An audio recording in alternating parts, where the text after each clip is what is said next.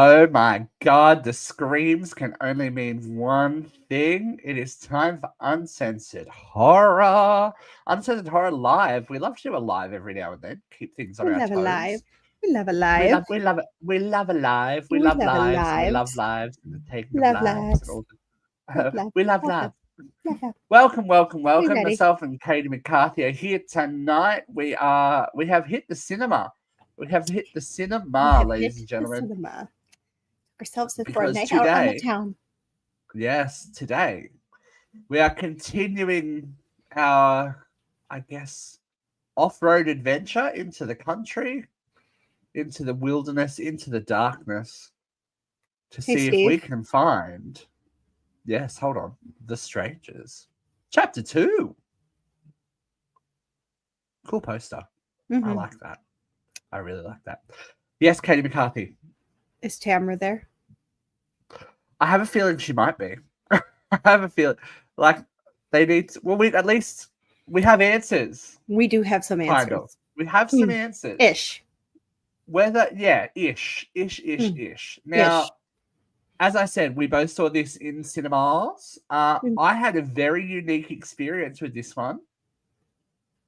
I'm sure yours was a little more unique than mine. I was the only person in the cinema. Also, kind of close. I was sitting with a gentleman who was like 5 rows ahead of me who was farting up a storm. Oh, there you go. That's terrifying. That's terrifying for a whole different reason. I don't think he knew I was there. Until the end of the show, you're like, oh God. I live in a house full of boys. Nothing phases me anymore. Yeah. But yeah, it was a weeknight. I went on a Tuesday night and there was no one around. It was very quiet. Kind of a cool vibe to see this kind of movie in, though. It's only happened to me twice before. The other time was the Poltergeist remake. I was the only person in. I For good reason. Seeing these spooky movies in a dark theater alone.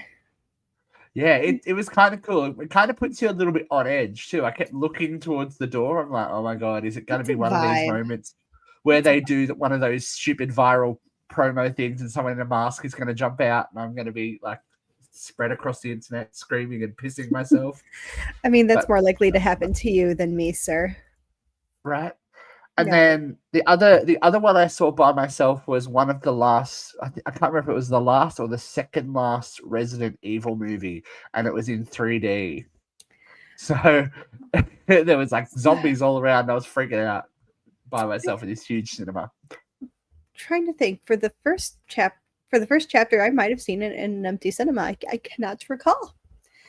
I mean, not shocking, but isolation, I think, helps with this one. I think it's a very unique experience to see. Look, I'm not going to lie. It was always, I think when you are younger, it's always like, oh my God, I can't go to the movies alone. That's so embarrassing. I'm like, maybe I would prefer to do it alone now. Yeah, alone and in an empty cinema, tick.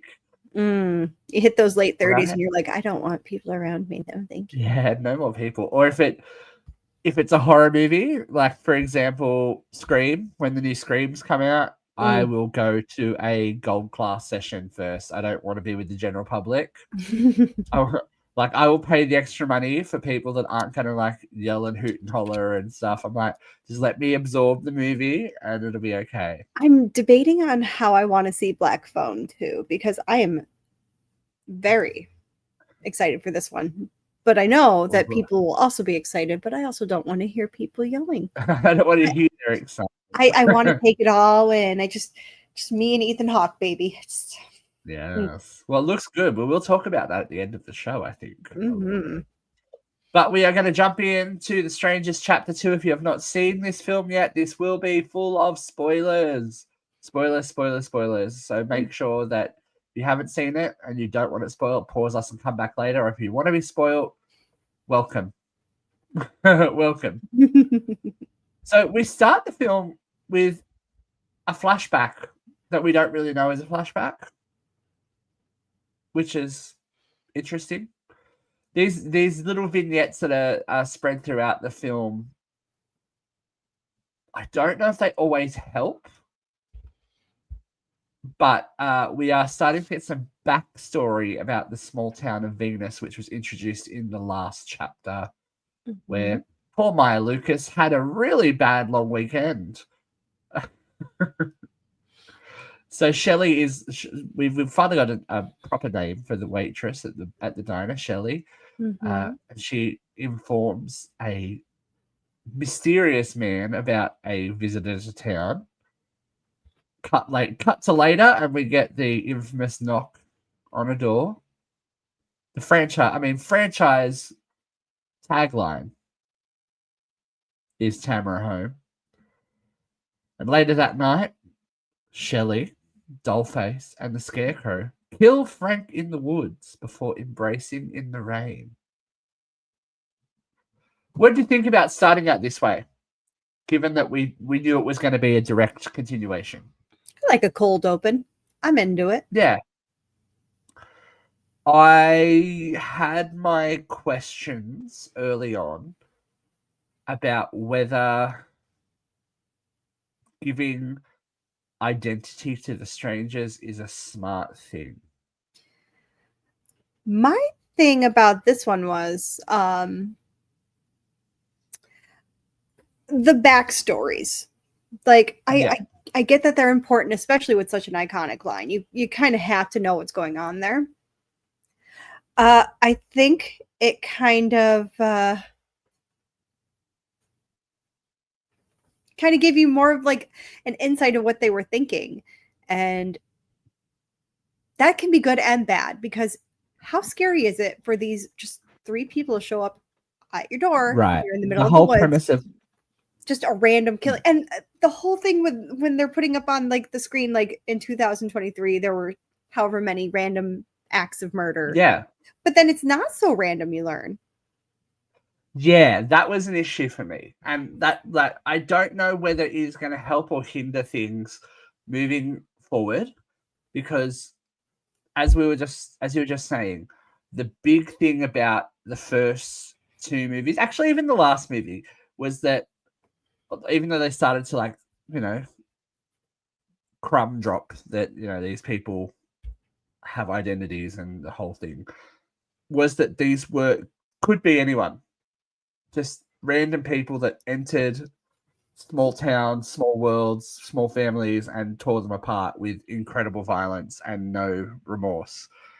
So giving the whole thing a setting in a town, I think we're trying to invest some kind of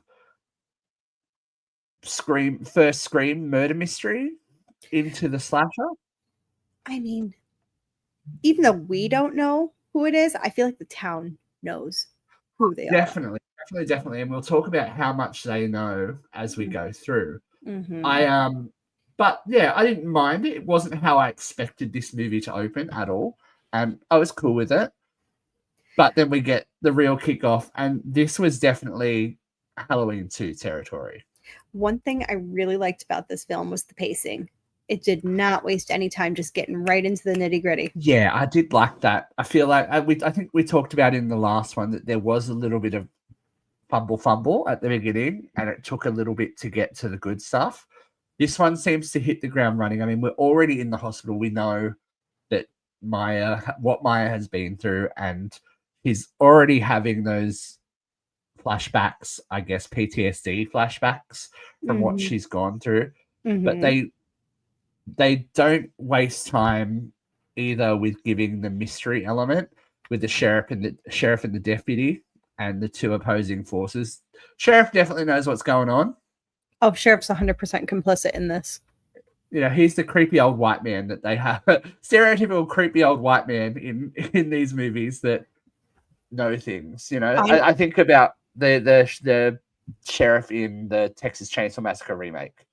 It's giving that energy. If the sheriff was younger, I would honestly peg him for the Scarecrow. But he's too old. Yeah, he's too small. And too small, yes. Yeah, like he needs to be a bit bulkier and a bit bigger and a bit but we shall see. I think we are kind of introducing the deputy as possibly our new hero, maybe. Do we think? Mm-mm. You think he's going to get dispatched later.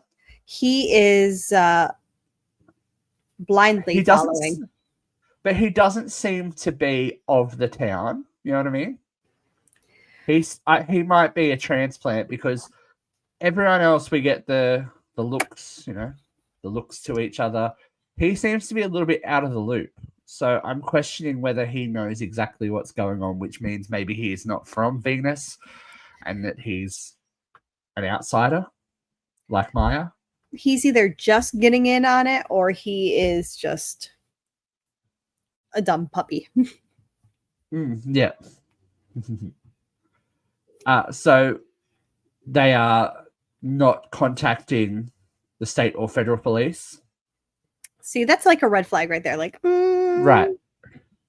And I understand, I can understand, chain of command. He's a deputy. He's being told not to involve them. So that makes me question whether he know. If he was complicit and part of it, there wouldn't be a question of involving other authorities. So I just have a question.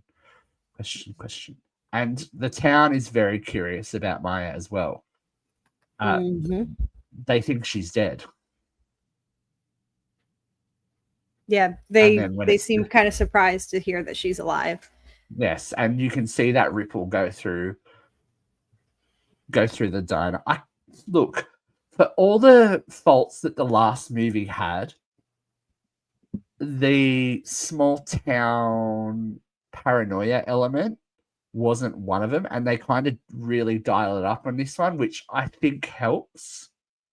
Because you realize even yes, she's alone. She's lost her boyfriend, but she's in this town where she knows no one. And now with the PTSD of it all, it could be anyone.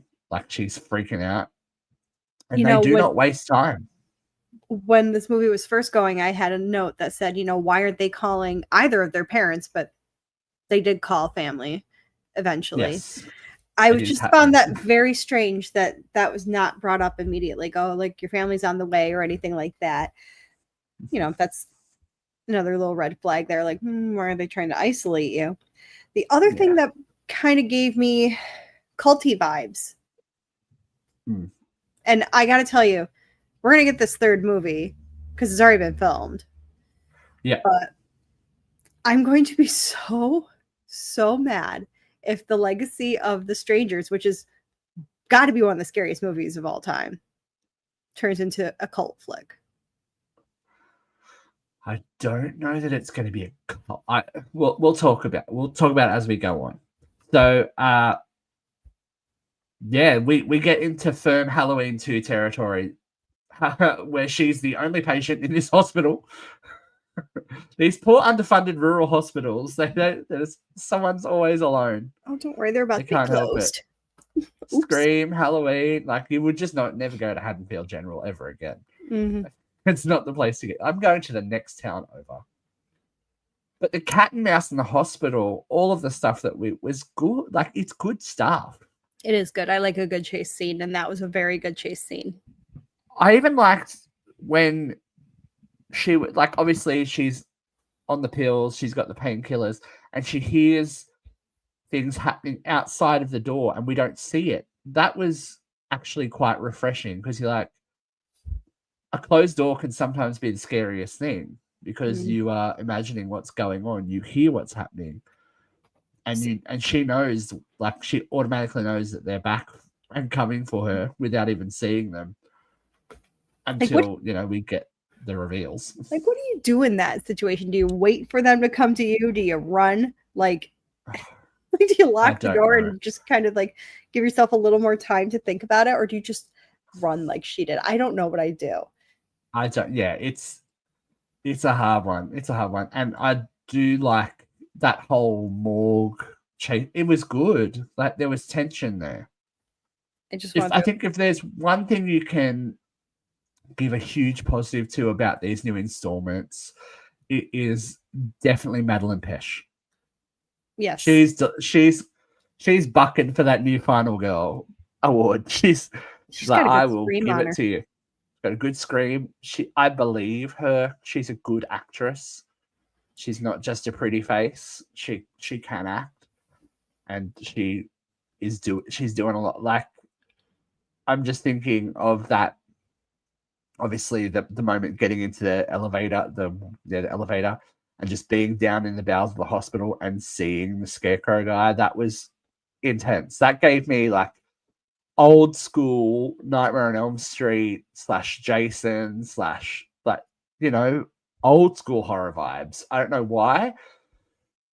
Kind of even like, I think because of the setting, it even gave me Curse of Michael Myers vibes, like the wet floors and all that kind of 90s lighting. It was Rennie Harlan film, I mean, of course. You know, even though like she's traumatized, like that's just like duh.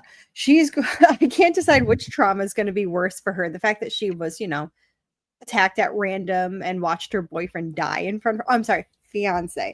Watch your fiance die in front of her. That's traumatic enough. But then you have to like crawl into a very confined little space to hide from that killer who thought he finished you off already. And oh, I'm just laying on top of my dead fiance's body, hoping they don't find me and kill me too. That's a hefty therapy bill right there. But good horror. Like, you know, I think when we get to second installments, they can go one of two ways. And not everything is Scream 2. You know what I mean? Mm-hmm. I feel like they're headed in the right direction with this. They're giving us different facets. Of course, she's been stabbed, she's been stalked, she's been terrorized. But now it's turning psychological as well. She has, as you said, she has to deal with the fact that she's in there with her deceased lover while she's being hunted again. Yep. And the orderly, like there is no rhyme or reason to these killings except they're after Maya now. Like, people are collateral damage. They're just going to die. If you're in their way, you're out. Right. Whereas I think especially in the first two films, it was more about picking the target and ignoring everyone else. And I think I liked that better, honestly. Yeah, but I think back to Scott Foley and what's her name? Liv Tyler. Liv Tyler, thank you. I was going to say Liv. I don't know why I think that was right. Like, ended up being like turning into murderers themselves. They did, and they repeated that trick in the last film. They're really isolating her further and further and further because she's not innocent now either. She didn't shoot the Airbnb guy, but she was there, you know. So she's not. She's got a little bit of blood on her hands, which is, yeah. I really like the morgue scene, especially the part with all the curtains as well, when he just like you saw him. That gave me a little bit of a heebie-jeebie when you saw him across the corridor in the opposite side, opening all the curtains, and then she's like, "Oh shit, I gotta go." They kept it all kind of at a simmering level, which was helpful, I guess. And then she gets outside, and it's raining. Of course, we love a horror sequel where it rains and you're outside. Mm-hmm. I did not see this crossbow coming. I thought this is where we're going to start to see the town, like, you know, the town are full of kooky creatures. Oh no, this old woman's just getting a crossbow to the head. Right as she's about to say the sheriff is Bam! Right. But shocking and did its job. I was like, oh, okay. That's okay. Now, here's my thing. Maya gets her fight back. She's got the fight back on. Mm-hmm.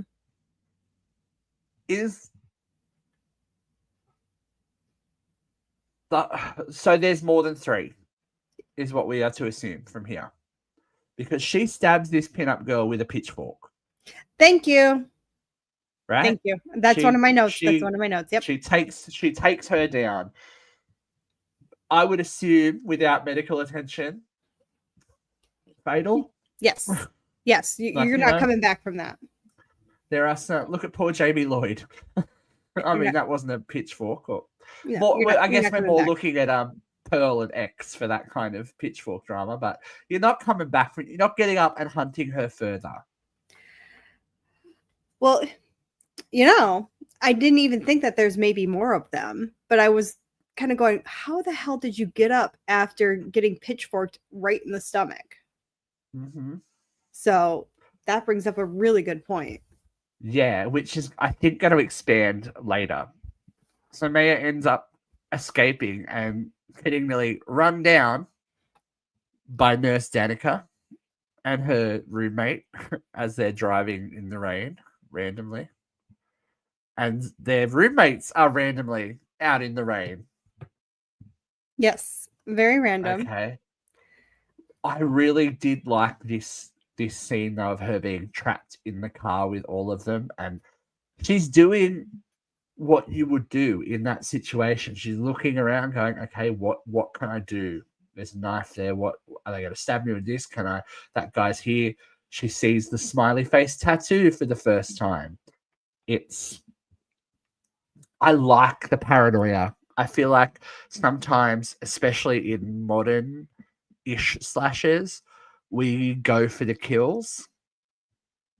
I think paranoia and a little bit of simmer helps, and it made me go, oh, this is what's going to happen here? Like, is someone going to jump on the hood of the car? Are they just going to stab us to death in the car? And we're going to get a complete fake out?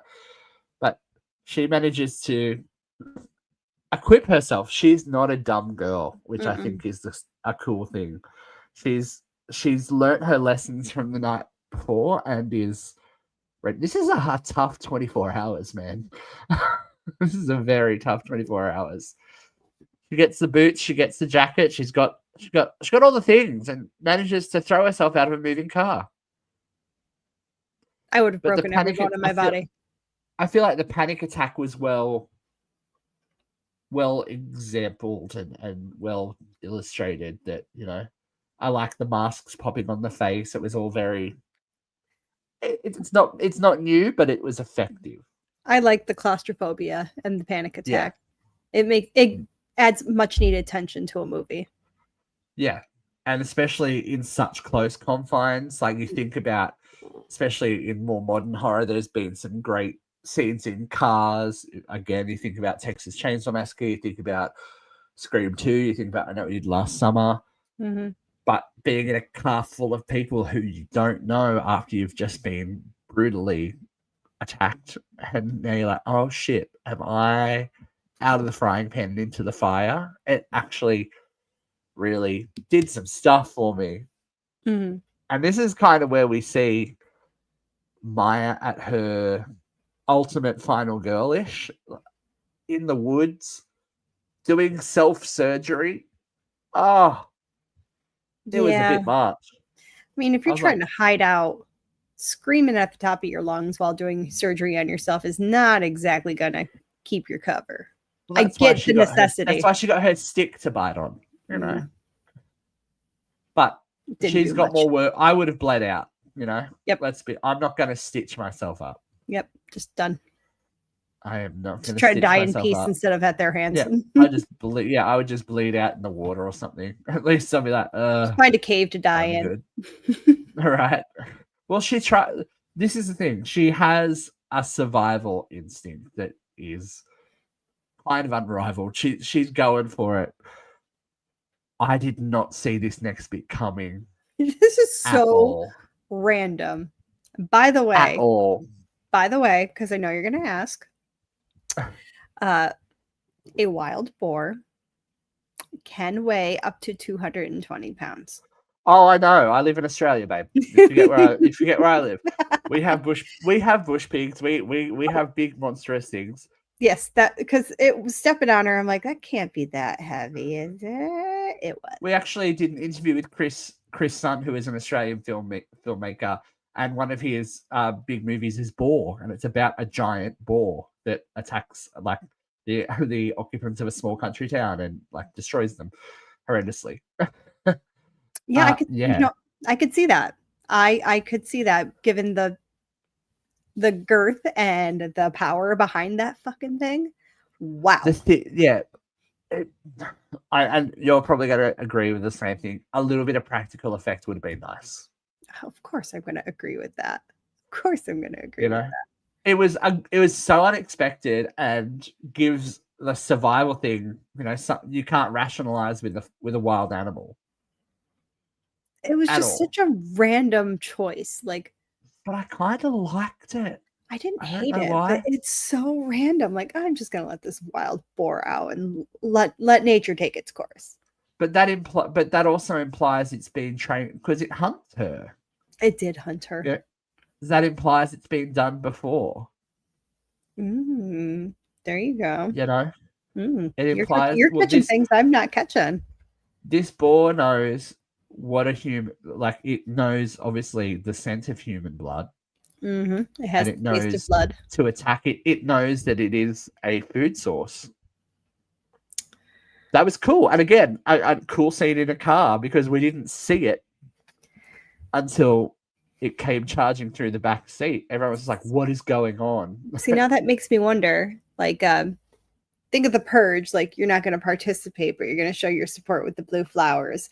Was that farmer that they killed, like someone who just wasn't down with what these people were doing? And that's why she was so the dynamic of the town, I think, is going to be a very interesting thing moving forward after this installment. So this is where this is where the narrative kind of structure like falls apart a little bit. So Pinup Girl's watching Maya and has flashbacks to when she was a child. Sorry about that. I don't know. I feel like it comes at a really weird spot. If we were supposed to have this dual story, like it would have been more interesting to also see them point of view hunting her, maybe. I gotta be honest. Because we kind of shift narrative in the middle for a little second to fill in time, it feels like. I wasn't wild about this. Yeah. Like, it feels very oh well, we mentioned that Tamara's kind of a ghost story, so now we kind of have to explain it. Yeah. And this is it is the I question whether it's needed. It is the lamest excuse to become a sociopath. That your childhood boyfriend played with another girl, so you had to take care of business. Yeah, and she wasn't even mean to her. That's the thing. No. She was just prettier. Yeah. And actually, she wasn't even prettier. I'd argue they're both like equally pretty young girls. But that young actress does have very she got the psycho eyes. She has those orphan vibes. You know? She was good. She was good. She was good. Yeah. Look, good kid acting. Yes. And interesting that the narrative, like from everything that we've seen, you would assume that the Scarecrow is the ringleader. Right. But it appears not it might so have been much here. No, it appears it might have been someone else. Yeah, and if you look back, it made me rethink some of the other movies. He's the brute force. The pinup girl seems to be the one that is dictating things. She's got the mother energy. I'm thinking back to the original movies as well. Like she sends him in to do the big, hard, scary stuff, and she's the one doing a lot of the stalking. Like she's the hunter, which made me go, "Oh, okay." It kind of does work a little bit.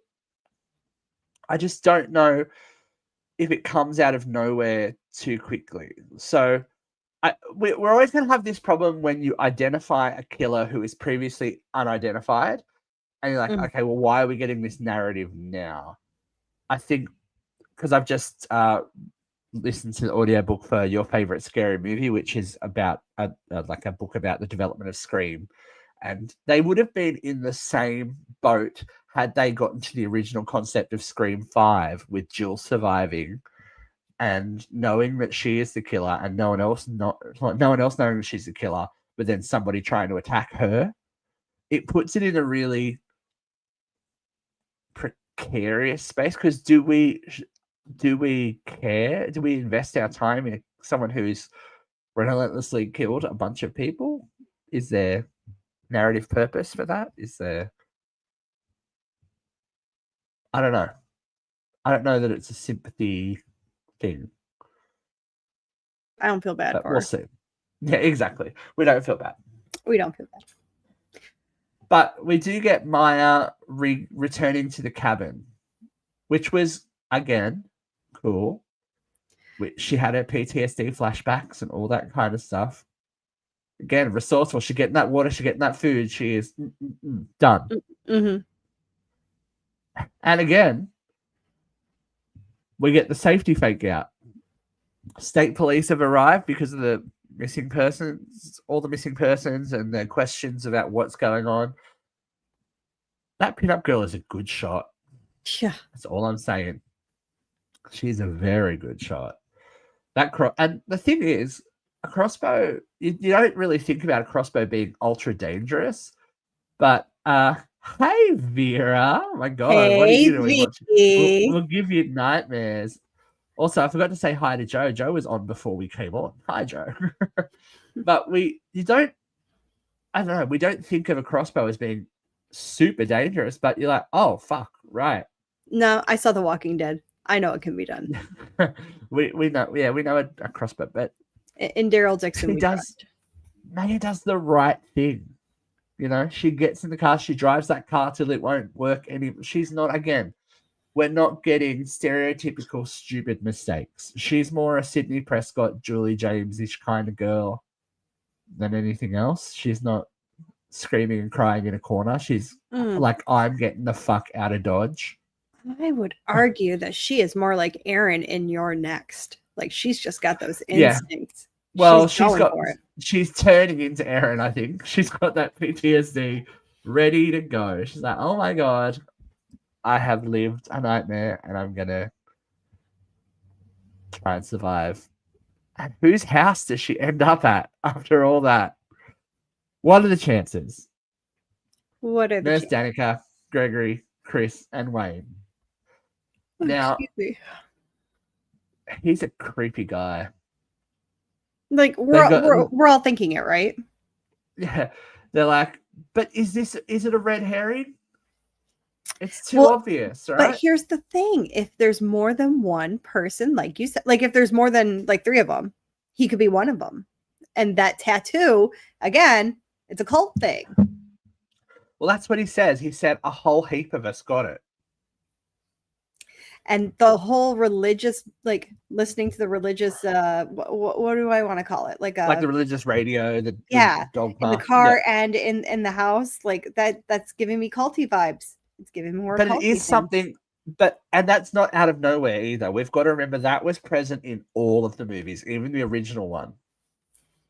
Well, and it really got me thinking. If you see the uniforms that those kids are wearing in the flashbacks, the kids in the original movie were also wearing those uniforms. Yeah. So it begs the question. Yeah. I think the 3rd chapter is going to have a lot to say especially about religion, by the looks of it. But this is where he kind of drops knowledge on her and says that there have been, what did he say, 10 to 15? 20? 10, 15, what does it matter? Yeah, what does it matter? Like, so there is, a history of these attacks, of these murders, of people from outside going missing. And it's I think the thing that kind of flips it with the original 2 movies to these new movies is it was outside forces coming in. Mm-hmm. Even in the second one, yes, they were in a trailer home when no one, like, it wasn't their home, but it wasn't the stranger's home either.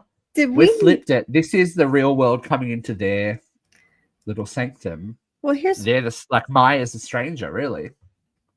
Do we know the location of those trailer parks and the cabin? Did they say it was Venus? I mean, we have to assume now it was Venus. Or nearby, I would assume. Mm-hmm. But I guess more to be revealed later. More to like there's still so much. I feel like there's still a lot of story that we're going to get chucked at us. Mm-hmm. But yeah, Creepy Gregory wants to know all about her, and this is where I think he's the red herring, because he's asking about her wounds and stuff. But maybe he's he's drinking, he's aggravated. Maybe he's like the wayward son of the group. He was the true believer and he stepped out. Or they cast him out.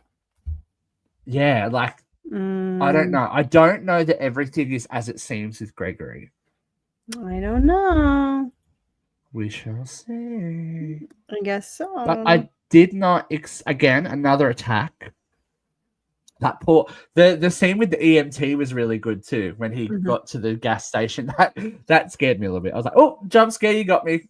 I'm a basic bitch. You got me. You got me with that jump scare." I knew it was coming. He's like, gonna jump out. And he's like, "Just the gas. I need to get out of here because this is fucked up." Yeah, you need to run, girl. You in danger. As is part of the course, that doesn't happen. I was surprised that Danica and Chris got dispatched. Not so much Danica, but Chris. Well, yeah, she was ex-military, wasn't she? Yeah, I was a little disappointed that she got. I was hoping she put up a fight. Yeah. I thought we might have at least seen it or heard it. You know what? She didn't check for pulses. I know, but they look like pretty significant neck wounds. Yeah, but I don't know that they're going to pull the we can do up close magic like special effects. I think they're just dead. I don't know. Same with Wayne. I think they're just dead. I don't know, man. I mean, they could have pulled a Billy Loomis on this thing. I don't know. I did really like this section again of attack. They've got the attack and the hunting scenes down really well in this movie. I think the action scene is real, and again, it's a Rennie Harlan movie. Of course, the big action pieces are well done. But her again doing the right thing, getting in that ambulance and going for it, is a sign that she's not dumb. That she, oh my god, my little temple gave a bit of a throb when she stabbed those scissors. Yeah, how is this woman still alive to do that? Well, that's what I want to know. You know, freak moments of strength. I guess so. But like, even if like she got her there or there, like if she got her in the neck, that's like bleed out instantly almost. Yeah. Oh, it says neck. It was the head, right? I thought it was right here. I thought she stabbed her in the head. I thought right there. Yeah, look, maybe I'm wrong. Maybe I was like, oh, she stabbed her in the skull. But then I'm like, regardless, those are both fatal wounds. Unless she missed an artery, you know, she could have. This is true. You see weird stuff all the time. That's the whole premise of Grey's Anatomy, right? Which will be on tonight, by the way. I just a mention for the return of Grey's Anatomy, ladies and gentlemen. Go watch that after this, but stay here first. But the choke zone, the choke out, again, she doesn't like Maya doesn't panic. She just puts a sip. I thought she was going to send her Michael Myers style through the windscreen, not flip the whole ambulance. It's I thought maybe she'd like try to crash into a tree or something. Yeah, but no, she's flipped. She's like, this is. It's kind of like if I'm not making it out, you're not making it out either. Yeah, we're going down together. Going down, fighting. But she does end up going out of the windshield. So mission accomplished. Well, mission accomplished, and this is what actually kills her. And we get the the reveal of Shelley. Not that we didn't know it was Shelley. Yeah, we knew it was But Shelley. we get the reveal of the line, is Tamara home? That little girl is just so creepy. Right? And look, I know that we've just questioned whether it's needed. It was effective. I've got to say it was effective. I just think it could have been done better. Yeah. Like timing's off. Like either do it like all at once or yeah. Not disperse it. Yeah, it was just kind of weird breaking it up like that. Yeah.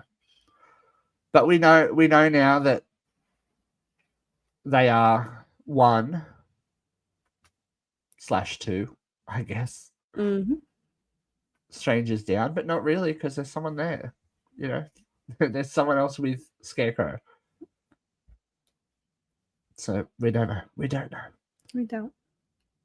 And I actually put on my note, I cannot do a third one of these, but now that we've talked about it more, I think I'm in. Because that's where the movie ends. Mm-hmm. Like what? And I read a review going, it just gets started and it's over. I'm like, I was kind of like, oh, okay. Yeah. Like you're just getting into the good stuff, and then we're like, psych. I wasn't disappointed by it. I was just like going, oh, okay. There was definitely an intention for them to spread this out. It's not like so. There is upsides and downsides to filming movies back to back, and I think that they're discovering it with these latest installments. These movies are all filmed, so if there's not a great reception, you're kind of stuck with the product that you have, and we're never going to get it, and we won't get those answers.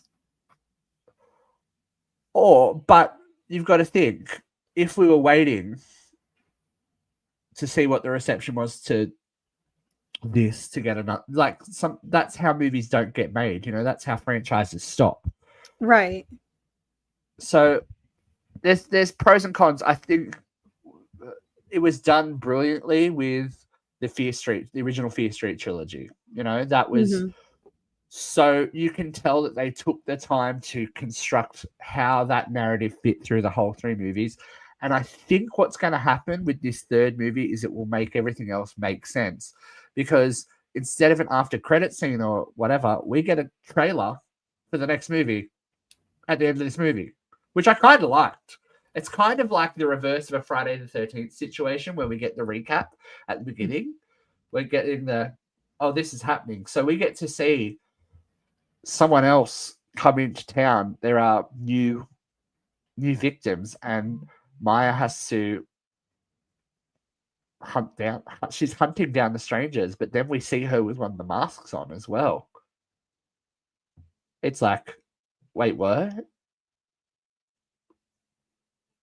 And it kind of, as you said, it kind of locked me in for a third now. I'm like, the problems that I had with the first movie were kind of washed away a little bit with the second one. It was good enough. Now I'm like, yeah, it was good. And that's the thing. It was good enough that maybe, and this is sometimes the case with movies as well, maybe it wasn't meant to be a trilogy. Like, let's talk about Halloween trilogy that we just got. Maybe it would have been better as 2 movies. I think it would have been better. But that's a lot. But that is also a lot of story to get into 2 movies. But you could think about, I guess I'd have to see the third one to be like, okay, this is what I would have cut. 2 movies. Yeah, and that's the thing. What do you cut? But we're not going to know. Really short movie. It was a really tight, 82 minutes. Yeah. Well, it says 98 on the official thing, so I thought I said 82. In and out. Like it's pretty standard 90s horror movie, like that 90-minute mark. Yeah, hour and a half, get you in and out, you're done. But it'll be If you trim the fat, you can get a 2-hour movie out of 2 movies, and that's not necessarily terrible. It isn't. But as I said, it'll be interesting to see what this third one constitutes, because there's a lot that they've teased a lot in that new one. in that 30-second, 40-second trailer for the new movie, there looks like there's going to be a lot of questions answered, which I'm kind of down for. Now, I have a question for you, Katie. And I thought about this since watching it. Would this have made more sense / been better received if these 3 chapters were prequels to the first movie? If it was set in the 90s? I guess it depends. Because, that the original Strangers is definitely of a time and place. Have they addressed that original film? No. So we don't. This is because the rumor that I think when we first started to hear about this, and we talked about it on the show, was that other movie was going to sit somewhere in between chapter 2 and chapter 3 of this. So the Liv Tyler movie, but I don't know if that's the case. I guess it kind of depends. Like, maybe the third will reference it, maybe it won't. Given that those kids at the end of the first movie were in the outfits that these kids were in, I'd say ties. There's definitely ties. I'd say it could work as a prequel.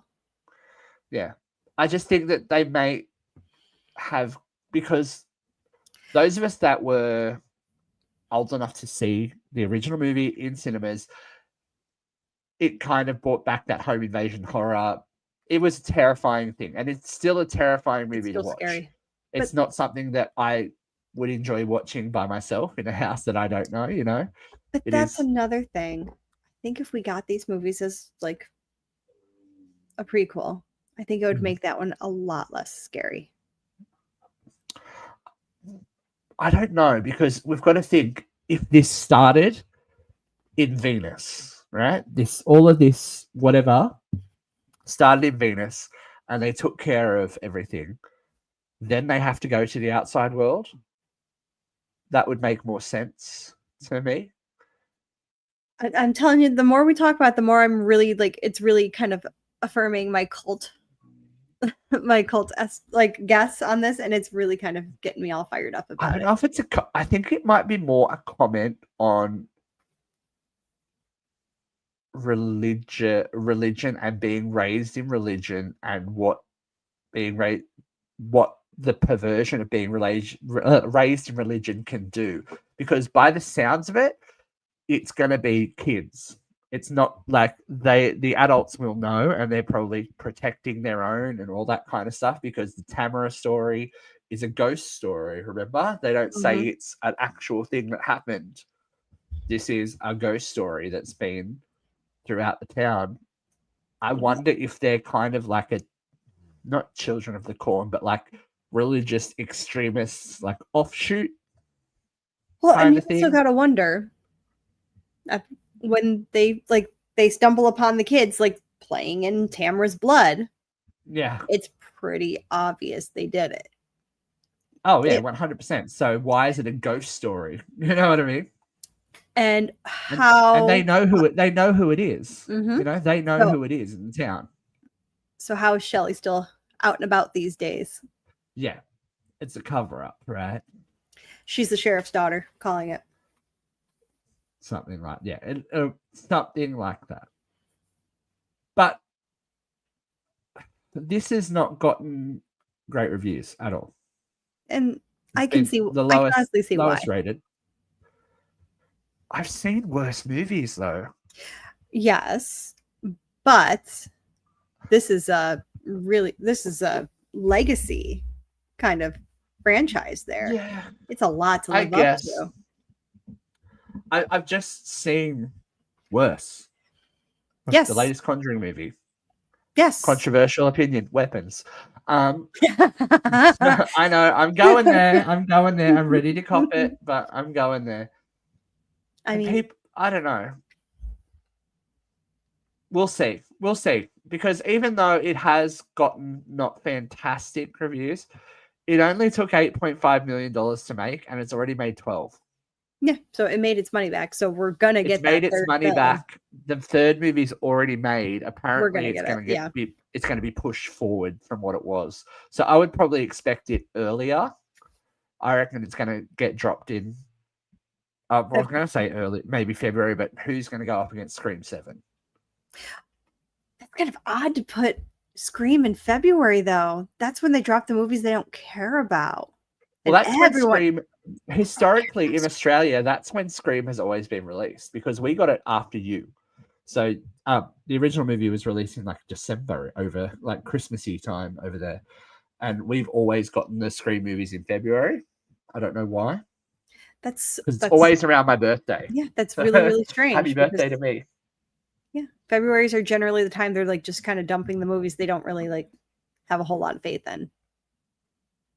I think it's also genre specific too. You know, they're not going to well, except for Scream. Like Scream is at the point now where it's going to make money no matter what happens. Right.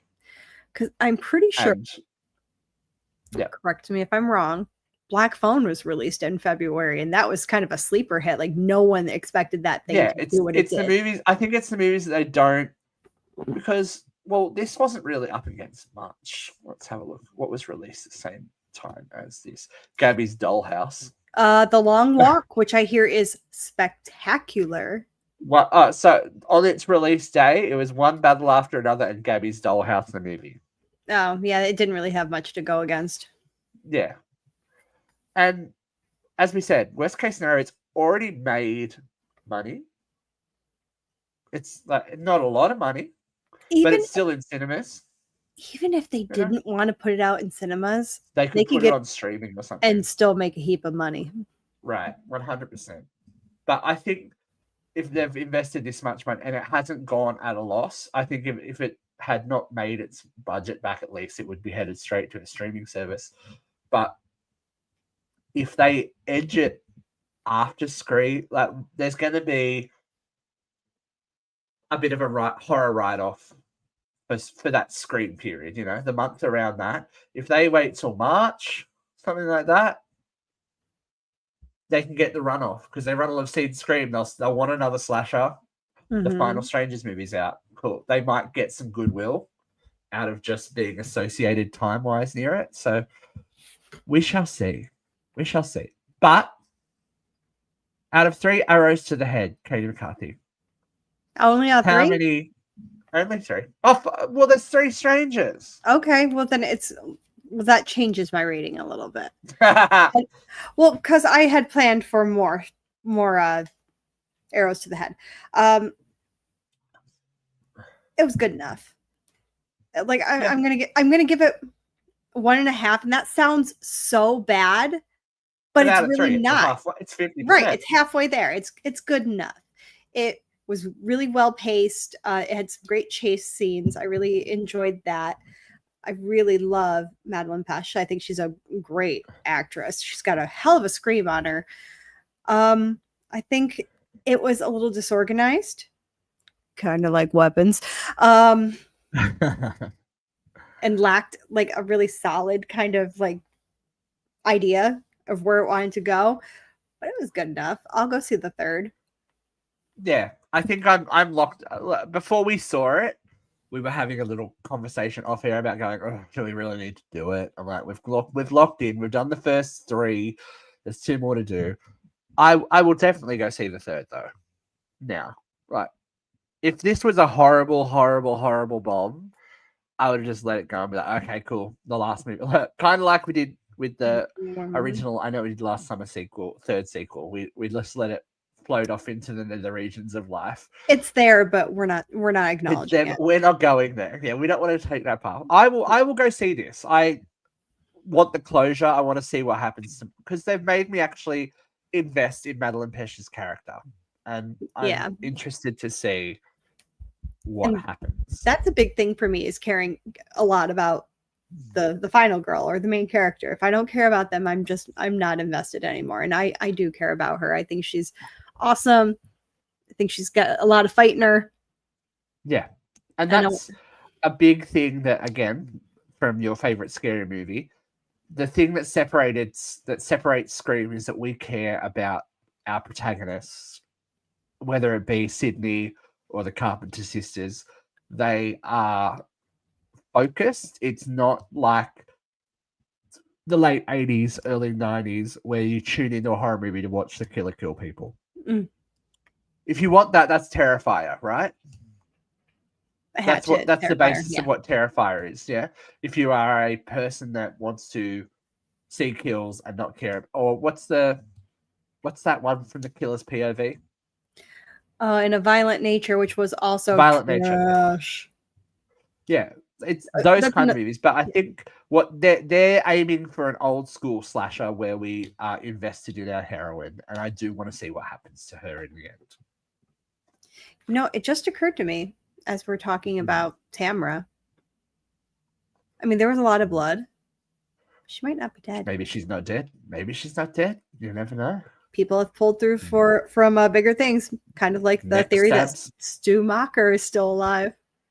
Well, ladies and gentlemen, since we're talking about it, it's imminent. The trailer is imminent. And as soon as we have it, we will discuss it because I'm sure there are a lot of feelings to be had about what's going on, especially with late confirmation, that Hayden Panettiere will be in Scream 7 as well. Thank God. Thank God. I am concerned. You know what? If they kill Kirby, there's going to be an issue. You know what? They killed Dewey on me. They can't hurt me anymore. They can't hurt me anymore. They can't. But yeah, that trailer I think will drop pretty soon. I'm surprised. Neve Campbell's birthday was the other day. I'm surprised it didn't happen then. But I'm thinking in a week or two at least before Halloween, we're gonna get the trailer. But there is also another sequel heading our ways that we have agreed to check out because The Black Phone 2 is about 2 weeks away in cinema. I'm ready, baby. I'm ready.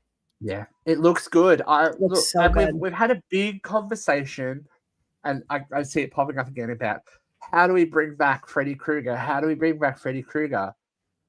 Maybe you don't need to with what they're doing with the grabber. You don't. I'm really excited for this. I'm really interested to it does reek a little bit of Nightmare on Elm Street with where they're going, but I'm kind of down with it. It does and it doesn't. I mean, we'll see. I think that the trailer might have given away a bit too much for one of the characters. I'm still there. I'm definitely going to go.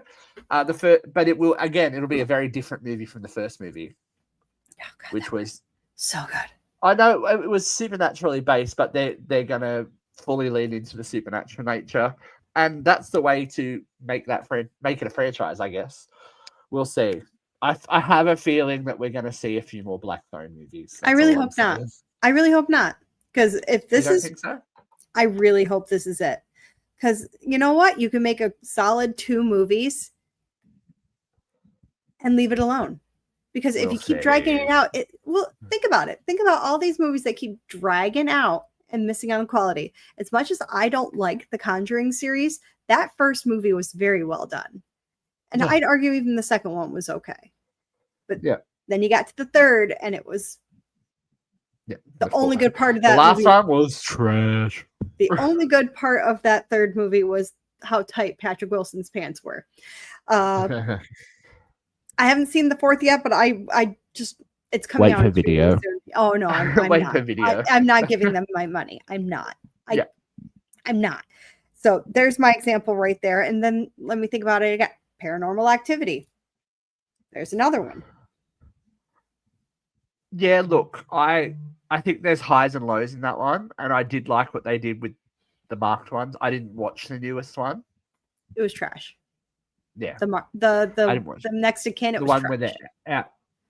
No, the one where they're out in the boonies and whatnot. Yeah, I think it's called Next of Kin. Oh, Next of Kin. Okay, yeah, cool. Yep. It cool. Was no.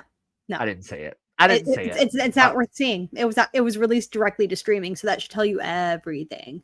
There is one thing that we can't avoid. Yeah, I know. Katie. I know. Are you ready to float again? Kenny Legs is ready. We will be entering another chapter 2 into our into our story probably next week. So if you thank you if you did check out the It review. A lot of people have, so thank you. If you enjoyed the first part, we're going to be talking about the second part and our expectations for Welcome to Derry, so that will be coming up as well. This has been The Strangers chapter 2. We'll be checking in for chapter 3 whenever that is, and I'm sure there's more to come. We're going to go see The Black Phone too, so there's probably safe to bet that there's going to be another review coming at you. It's a very horror-heavy month here at Uncensored Radio, but it is October, so it's to be expected, right? I mean, it's always spooky around here. For very, very many different reasons. Thank you for joining us, Katie. I've been Steve, and until next time, if someone knocks on the door, don't answer it. No. Just check the ring cam. We're done. Yeah. Bye, y'all. Bye.